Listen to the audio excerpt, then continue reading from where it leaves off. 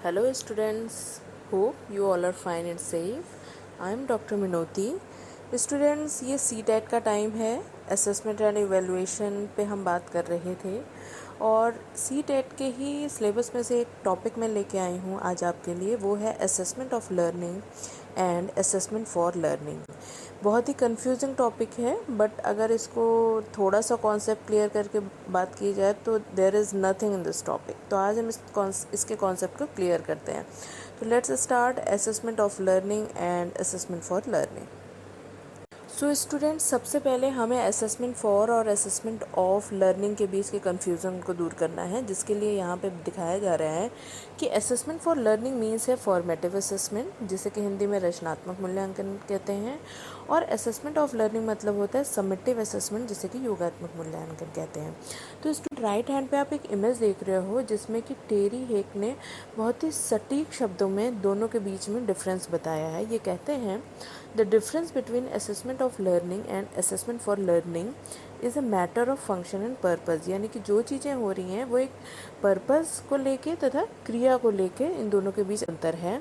A matter of how assessment of learning is a way to see what the student can do, ठीक है, while assessment for learning is a way to see what the teacher should do in the response. यानी कि जब हम overall किसी चीज़ को assess करते हैं तो वो हो गया आपका summative assessment, assessment of learning. जब हम उस प्रोसेस में रहते हुए आगे के सुधारात्मक तौर से अगर उसमें हम असेसमेंट करते हैं तो वो हो गया आपका असेसमेंट फॉर लर्निंग, यानी कि फॉर्मेटिव असेसमेंट। तो इसमें हमें बिल्कुल कंफ्यूज नहीं होना है और इन दोनों के बीच जो डिफरेंस है वो आप सबको पता है, यानी कि फॉर्मेटिव और समेटिव के बीच यानी आपको अंतर पता है। So continuing on previous slide, here we will see in detail assessment for learning.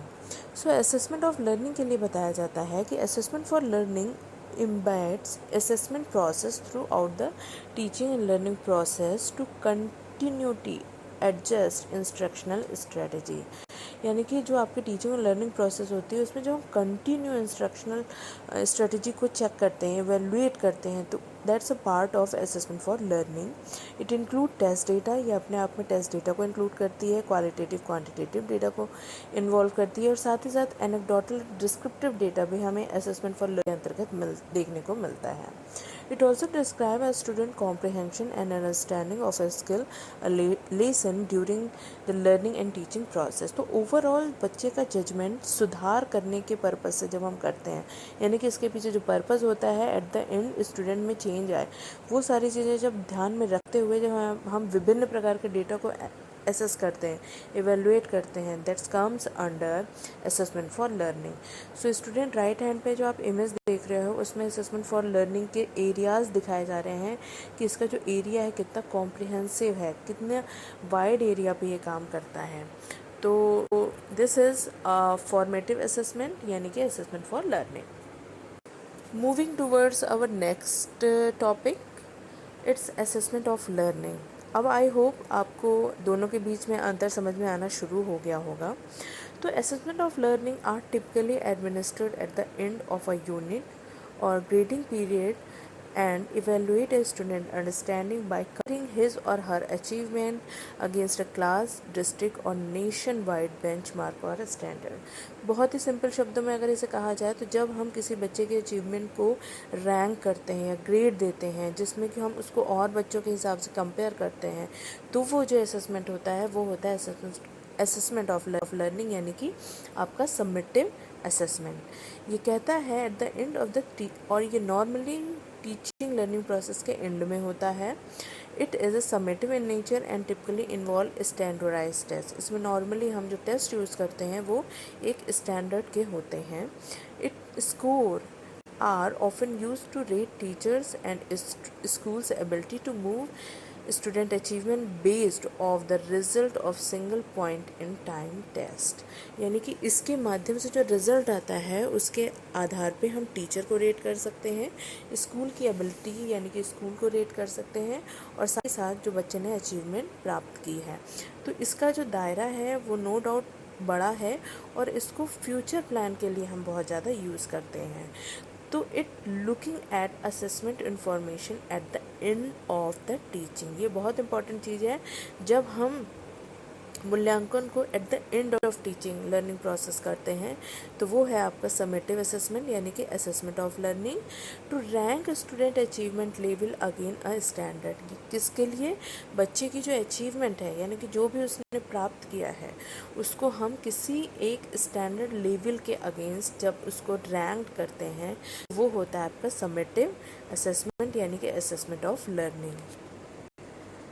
Moving towards our next slide. Student I hope अब आपको दोनों के बीच में अंतर समझ में आ गया होगा और इस अंतर को और अच्छे से क्लियर करने के लिए अब हम यहाँ पे दोनों के बीच में एक साथ अंतर देखते हैं।